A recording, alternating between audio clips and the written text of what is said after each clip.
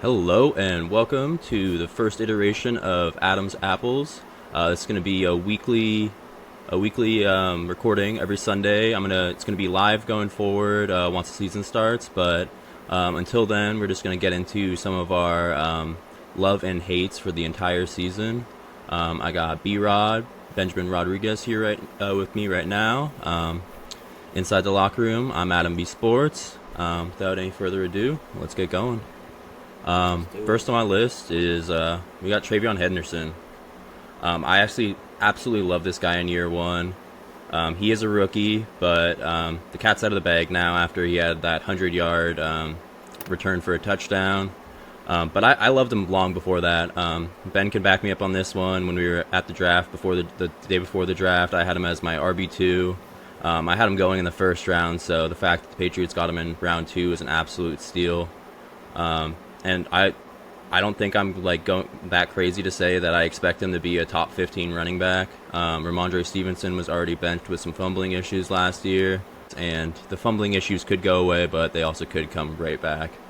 So I mean, Travion Henderson was a guy that like a couple weeks ago you were getting in round 5. Now I've been doing a bunch more drafts, and he's going as early as round 3 now. So the cat is definitely out of the bag, but even if he's not as much of a sleeper anymore, he seems like a slam dunk almost at this point.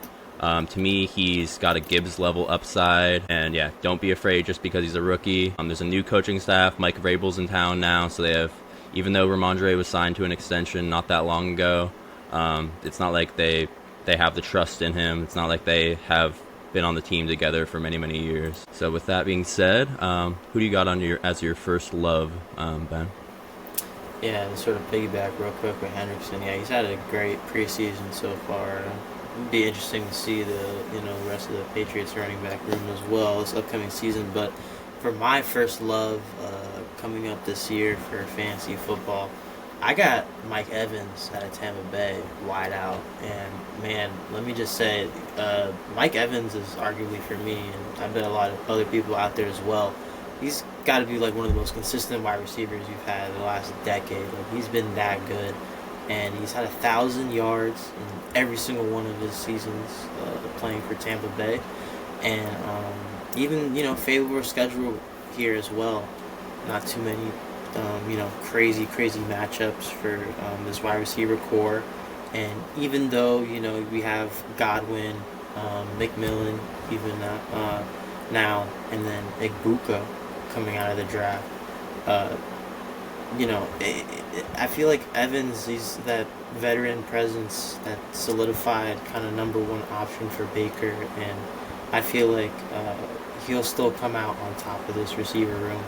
And as a past, fantasy owner of both Godwin and Evans, yes, it can kind of have that randomness of like, who's going to go off this week and who's going to, score more touchdowns than the other, but that's a good problem to have. They catch a lot of touchdowns, but I look for Baker Mayfield to have another strong year as well, and be good to see the crew get to go again this year for Tampa. Yeah, Mike Evans and that NFC South division. Mike Evans is a great pick. Definitely another guy that I would put on my love list as well. Probably one of the safest receivers that you can grab in like round 3, maybe even in round 4, but depending on the format. But most likely in round 3, yeah. Super safe guy, like you said, 1,000-yard season every single year of his career so far. Emeka Buka's in town, but he probably is going to take over that Chris Godwin role because Godwin might start the year on the PUP list, so he might miss the first 4 games. So it might just be the two of them going forward. And then we saw Jalen McMillan have suffered that terrible injury just a couple days ago, landed on his neck, and thankfully, from the reports I've heard, he seems like he's okay. But moving into number 2 on my love list, if any of you watched my hot take video on Tetairoa McMillan the other day, it's a little bit of review, but I think he's going to finish as a top 10 receiver. That one might be a little bit bold, but he's definitely going to finish as top 14, top 12. I don't even think that that's crazy. The Panthers took him 8th overall. They have plans to use him. They're going to use him a ton. Bryce Young, I expect to have an emergence this year. Get into a little bit more on Bryce Young later. But he's got the size, he's got the route running, he's got that high draft capital and some crazy college production. He wasn't the most consistent game to game, but I'm going to blame that more on the Arizona offense than Ted himself, because in 3 games he had over 10 receptions, over 200 yards in all 3 games, and then he had that one game where he had 304 yards and 4 touchdowns, which if you had him in a fantasy league, it'd be like 65 points, which is just absolutely insane. He should see a ton of targets, 125 to 150 targets, and I really think he's going to follow in the footsteps of Malik Neighbors and Brian Thomas Jr. And finish as a top 10 receiver this year. And I was getting him also around like round 5, but like this is why I like to do drafts before the season, like further in advance. A lot of people like to wait until like the last minute just so no injuries happen, but I like to just do all my research really early. And then try to steal all those players before their ADP starts going up and up. So Tetairoa McMillan is my number 2. Who do you have for your number 2 on your love list, Ben? So for my number 2 for my love list for Fantasy 2025 season, it's another wideout actually, and my love this time is going out to Matthew Golden. And speaking about love, obviously his quarterback is Jordan Love, and recently reports came out recently that injury on his non-throwing hand not an issue anymore. So he's practicing all normal again. So that's not an issue, at least for the start of the season. So that's good. But also another player that's been having a good preseason so far. We saw him early against the Jets, and then I believe I forget who the Packers played against. Actually, it was the Colts.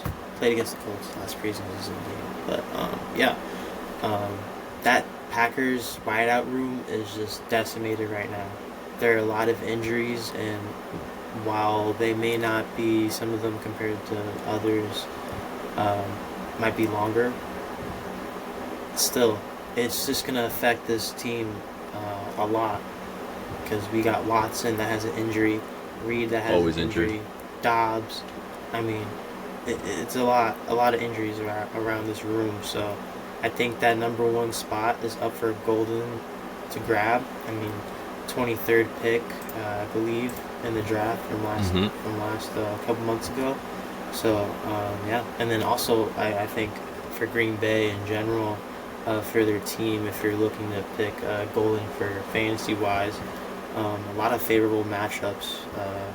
Did not see a lot of teams. Well, actually, let's look at the Packers schedule real quick. Because what I like to do, I like to look at the schedule, obviously, of like a receiver to see if they like face a lot of corners. So they got the Lions to open up, Commanders, Browns, Cowboys, Bengals. So looks like the best defense they'll play all year will be the Ravens and the Eagles. So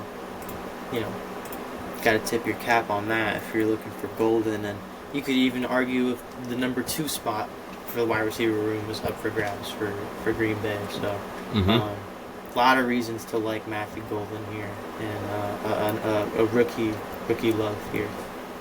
Yeah, and like you said, he was drafted 23rd overall, and it was also, I think, the first time in the 23 years that the Packers have taken one in the first round. So there's no way that they don't have a plan for him, for all the good reports that you're talking about it too, as well. The route running is probably his best attribute, even though he was the ran the fastest 40 time this year in the draft as well. His only knock on him is maybe his size. He's not a huge receiver. So that'll be interesting to see how that wide receiver room shakes out. It always is the last few years, but they're still one of the youngest. I think they are still the youngest team in the NFL this year. So, and Jordan Love, he was so good 2 years ago, got the big contract, kind of took a step back last year. So Jordan Love's another guy that could have a big year this year. And yeah, I think you're right. Matthew Golden's probably the favorite to win that wide receiver one. A lot of people would say Jaden Reed, but Jaden Reed, to me, he's a scary player to own because he's very hit and miss. Like, he'll go off for 2 touchdowns and 120 yards off like 4 receptions, some crazy big boom plays. But then the next week he'll be like three catches for 39 yards, and he's not the most reliable guy. So I think the Packers were smart to get Golden, and I think he can be that reliable guy for them going forward. I got a couple more loves that I'll just knock down really quick, and then we'll get into the hates. Gotcha. So, I mean, we already mentioned Emeka Ibuka a little bit earlier. By most NFL GMs, he was, if not the highest receiver on the board, he was like number 2 behind Tetairoa McMillan.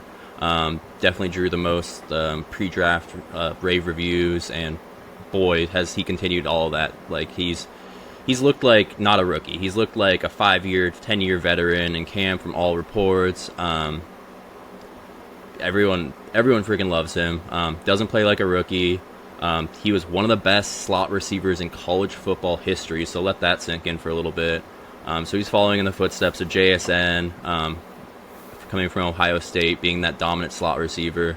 But he looks even more pro-ready. He stayed in college a little bit longer, so Emeka Ibuka is a guy that I like as potentially a top 15 guy upside that you can get for a bargain, probably as like wide receiver 20, 25 off the board. So absolute steal with Emeka Ibuka, and because of the Godwin injury that we just alluded to, he could have a huge role right away. Just had a really, really nice touchdown in the last preseason game, so he's shown on the football field and on the practice field, and he's got all the pedigree. Love Emeka Ibuka going into the year. Colston Loveland is my final one. Anyone that's followed me knows how much I love Colston Loveland throughout the pre-draft process, after the draft as well. And for anyone that doesn't know, he is basically a Sam Laporta clone, both physically and the way he plays the game. He's the best route runner of tight ends. He creates separation. And if anyone watched that game yesterday against the Bills, where the Bears won 38-0, that the first 2 drives that Caleb Williams was in, it was Loveland caught like 3 or 4 passes. He was not just catching like little 5-yard passes. He was catching like 15, 20-yard catches down the seam. And I know it wasn't against the top defense that the Bills could have put on the field, but it looked amazing. And the most important thing was they looked on time. Ben Johnson's got them playing in a really, really good way. And the Ben Johnson offense is kind of like the target's going to present itself. He's trying to teach Caleb to not like choose a target beforehand. And because everything's staying on schedule, it's often like the second or third read. But it looks great. So Colston Loveland's another guy I love, and he's a guy that you can probably get late in drafts. So if you don't get one of the first top 3 tight ends, if you don't get Bowers, if you don't get Trey McBride, if you don't get George Kittle, then I would say it's very smart to wait, because Sam Laporta was a little injured. Sam Laporta is often the tight end 4 by a lot of people. You could say Hawkinson around there too, but they're both guys that have dealt with injuries as recently as last year. So I would just wait, and you're better off grabbing a guy like Colston Loveland, even a guy like Tyler Warren, who's apparently going to be peppered with targets. The only problem is his quarterback play, but off quarterback or a not great quarterback like Daniel Jones or Anthony Richardson, what's their best friend? It's their safety blanket, their tight end. So Tyler Warren's another great one there. And then getting into our hate list or avoid list, however you want to phrase it. Do you wanna go first on that one, Ben? Yeah, sure. I do not know who would draft this team's defense, but I would just avoid this team's defense for the whole season. Like, if you have to even stream a defense, try to not even stream this defense, because I guarantee you they're probably not going to be favored in the matchup, whatever team they're playing against. But for my first one, it'll be the Bengals defense for the season. Yep. Not only because of their schedule, but I mean, last year they allowed the 8th most yards per game on average, with an average of 348 yards. So that's combined through the air and running on the ground. And they also had an average of 25 points allowed per game last year. So, not a lot of takeaways, on defense, and then just giving up 25 points a game. That's not going to help you in fantasy. But not only that, they did obviously, hasn't happened officially yet. They haven't traded him, but they're going to lose Trey Hendrickson. So Shamar Stewart is, most likely going to be the only kind of, standout name that we know of for now, on this defensive line. So we'll just have to wait and see, who else emerges from this Cincinnati, defensive line. But for right now, outside of Shamar Stewart, we don't know. So, yeah. But yeah, the schedule doesn't look super duper impossible for this defense, but it does have its tests with like teams like the Lions, and you have the Ravens twice a year. That whole AFC North division is going to be it's always a dogfight. So yeah, I would just avoid the Bengals defense on your fantasy team. 100% agree. Avoid the Bengals at all costs. They did take a couple defensive players. They could improve this year, but it's more than their defense too. It's like Joe Burrow and the offense is so good that they often like Jamar Chase could catch a 70-yard touchdown and then the defense is back on the field again. It's like they don't have that. They don't have like the Ravens offense or a lot of other teams' offense that are just trying to just run you down, control the ball as long as possible. Although I do expect some huge things out of Chase Brown this year. It's another guy I probably could have put on my love list. I think he's going to have first-round potential that you can get in like the beginning to middle, even near the end of the second round, depending on who's taking who in your drafts. But yeah, avoid the Bengals at all costs. Great call. I feel like you could end up with like negative points with Bengals defense. That's a thing that can happen. That's yeah, something that can happen to you. And I mean, I'll throw it out there right now. I'm a huge proponent or a huge supporter of just not having defense in fantasy leagues. I know some people just like to just do the base fantasy leagues, but I like to just take them out. You get a lot of like 20 points or 0 points, and it just kind of creates like an unfairness sometimes in fantasy football. So I like to just add the extra flex in there. So I'll just throw it out there if someone's trying to build a fantasy league right now. First on my hate list, and not even necessarily a hate list, although actually he is on the 49ers, so I'm not necessarily the biggest fan of him. But I would avoid Christian McCaffrey at all costs because you're going to have to take him at the end of the first round. If he falls into round 2, then sure, maybe like the reward is worth the risk. But I mean, we're talking about a guy that had bilateral tendonitis in both legs last year. He's dealt with so many different lower body injuries throughout his career. A lot of pundits might say that like every year after he has a down injured year, he comes back stronger. He looks great right now, but to me, he's could be like one hit away from you just like flushing your entire fantasy team down the toilet. I know last year he was like the 1-1 pick by basically everyone, and cost most people their fantasy leagues if they did take him that early. So I would say avoid CMC at all costs unless you can get some serious value on him in round 2. Next on your hate list or avoid list? Yeah, and no hate to this guy. Again, just fancy terms again going off here. But as Isaiah Pacheco from Kansas City, running It's a great back, one. and that is because he's coming off a broken fibula from last season. But another kind of crowded room here.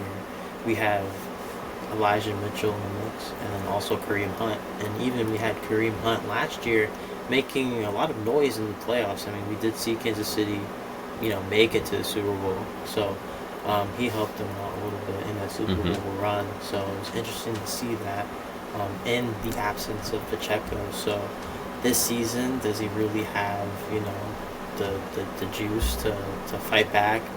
I mean, at this point, he's been in the league for a little bit now. So we'll see what the, Chiefs, offense looks like as well. A lot of really good receivers in that room too, but I just think with also the Chiefs' schedule, it just doesn't look too hot for their run game, at least in terms of fantasy wise. They got the Bears going on their schedule, the Eagles, the Ravens, and then they obviously have teams like the Broncos twice a year, and then the Raiders. So, he also averaged 4.2 fantasy points per game last year when rotating with Hunt and P. Ryan. So, even when he's healthy, can he really, solidify that running back one status? We'll just have to see. But I would avoid Pacheco even in the later rounds because I just feel like there's just better running backs with bigger upside and kind of more of a chance to kind of hit. I agree. Yeah, and one more name to throw in there is they also took Brashard Smith, who's either a 7th-round pick or he went undrafted and they took him, and that's another guy with potential. And I mean, Elijah Mitchell, he's been good when he's been healthy. Yeah. So that's another guy you got to watch out for. But like between Pacheco and him, like those are two fairly injury-prone guys.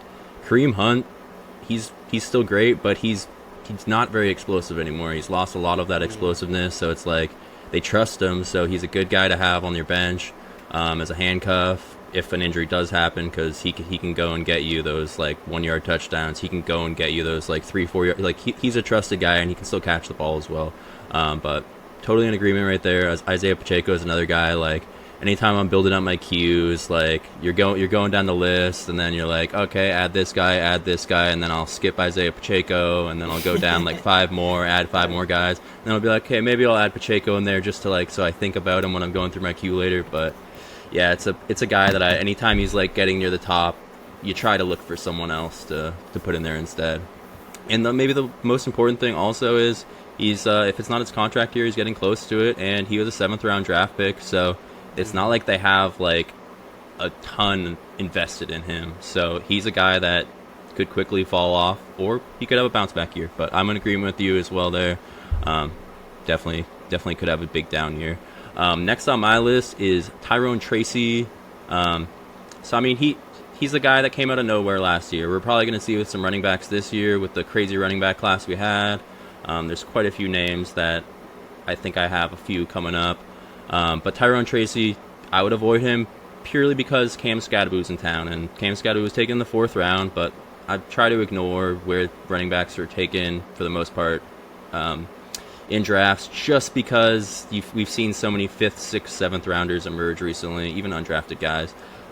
Tyrone Tracy, he was a great pass catcher. He was an X-wide receiver, but according to reports, I've heard that he's been struggling catching the ball. He had a little bit of fumbling issues last year, but yes, he was the guy that came out of nowhere. He was great. But now they have Cam Skadaboo, the guy that can do it all. He can throw a touchdown pass. He can catch a back shoulder throw 40 yards down the field looking like a wide receiver. He will run through 3 different guys to get 1 yard. So he really does look like he could become the bell cow there sooner than later.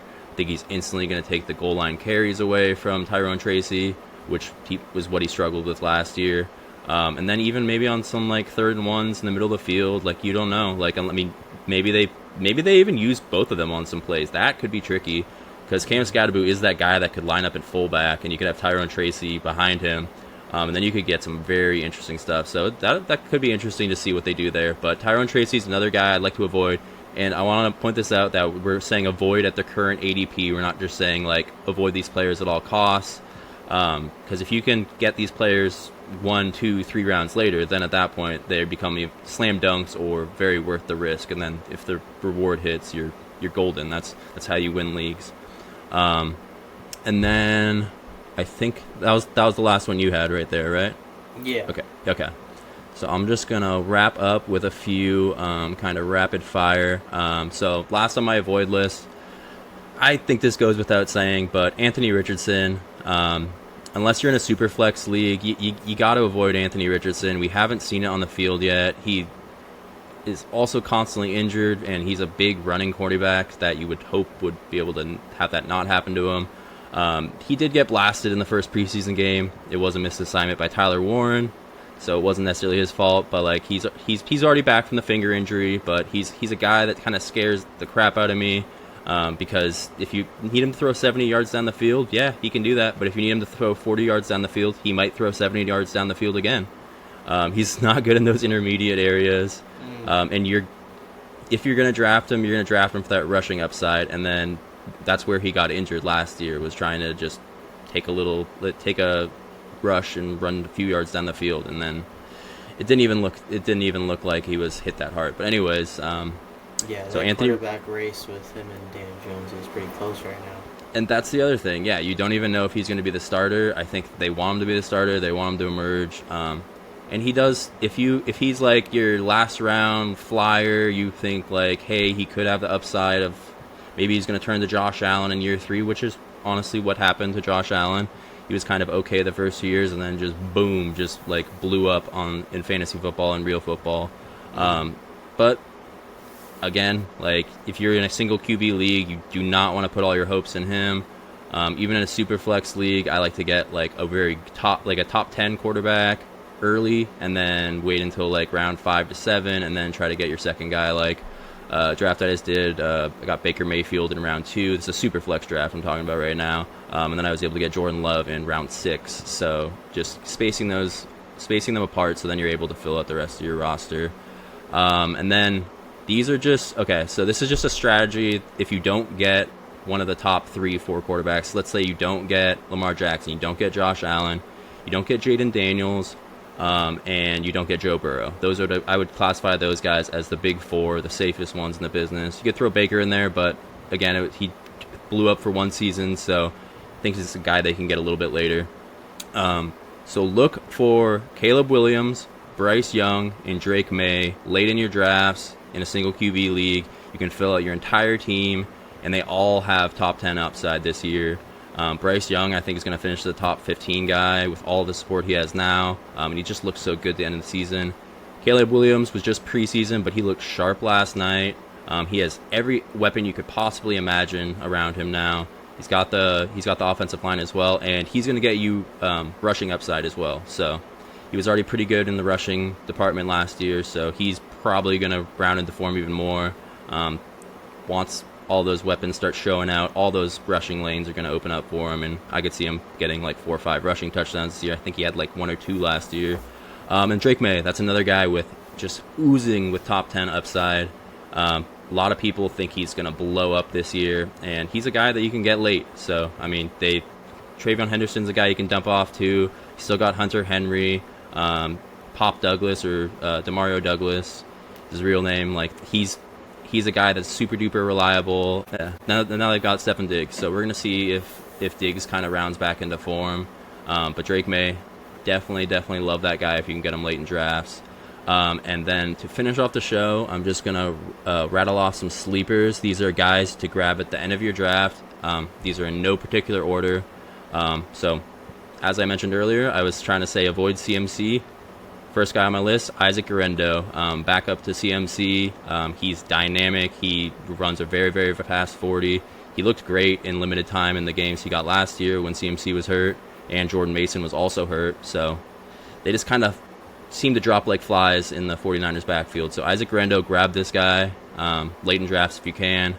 Adonai Mitchell, he's been showing out in camp. We got to see it on the real football field. The biggest problem is going to be the quarterback play, but he is a prototypical wide receiver 1 if he can get the targets, and actually they can get the ball to him. But he runs a really fast 40, and a guy that you can grab at the end of drafts. And you never know, Pittman could get hurt, or Josh Downs could get hurt, or Mitchell could just play that. They need another guy opposite of Michael Pittman anyway. So maybe Anthony Richardson does turn into this crazy guy, and then you got Adonai Mitchell there. So I would definitely look for him. Sean Tucker, he had that crazy game last year. He's a guy that has a lot of potential. He was out of Syracuse 2 years ago at one point before he had like a heart issue pre-draft. He was going to be potentially like a first-round rookie pick in fantasy drafts. So Sean Tucker's another great guy to grab. They do have Rashad White, but he's a little banged up right now, and Sean Tucker's just way more dynamic. This one's very interesting. Ja'Cory Krosky-Merritt, rookie for the Washington Commanders. I would definitely look to grab this guy because Brian Robinson is apparently getting shopped by the Commanders right now, so he could instantly be the starter in like a week from now. You never even know. They still have Austin Eckler, but he's up there in age, so he's probably going to remain in that like RB2 role. But Ja'Cory Krosky-Merritt could be a steal even in the final round of your drafts, and end up giving you like league-winning upside. Efton Chisholm, I'm pretty sure everyone's probably onto this one, but he's basically been the best Patriots receiver in the entire offseason so far. He's got 12 catches, 121 yards, and 2 touchdowns of the last 2 preseason games. Just honestly, he reminds me so much of Julian Edelman. I did an article on him not that long ago, so go check that out if you want a little more detailed analysis on Efton Chisholm. But he's, to me, a roster lock at this point, and he's going to emerge very, very quickly. Elijah Arroyo, after the Seahawks dropped Noah Fant, he's a guy that has all the pass rushing capability, or not pass rushing, all of the pass catching capabilities. Super duper dynamic. The only problem in college was injuries, so He's going to fight it out with A.J. Barner to be the starting tight end, but the Seahawks are going to have a ton of 2 tight end sets. If Clint Kubiak runs the offense the same as last year, they're going to have 2 tight ends in the field like 67% of the time, so I would definitely grab Arroyo just because he's going to have the pass-catching capabilities that A.J. Barner won't. He's a little bit more of a blocker. Kyle Monangai could end up getting that thunder role in Ben Johnson's offense. He's going to fight it out with Rashawn Johnson. He's banged up right now, but a guy to keep an eye on if you don't draft him in the final round, just a guy to put on your watch list, because DeAndre Swift could flame out again, but either way, he offers a different skill set than DeAndre Swift. And also, he's out of Rutgers, and Isaiah Pacheco also came out of Rutgers, also a 7th round pick, and just blew up all of a sudden. Last couple, Jalen Royals, he's on the Chiefs. That's good enough for me, honestly, but it's another guy I loved in the pre-draft process. Reminds me of Doug Baldwin. He's a small guy, but he plays really physical, and he's got great hands.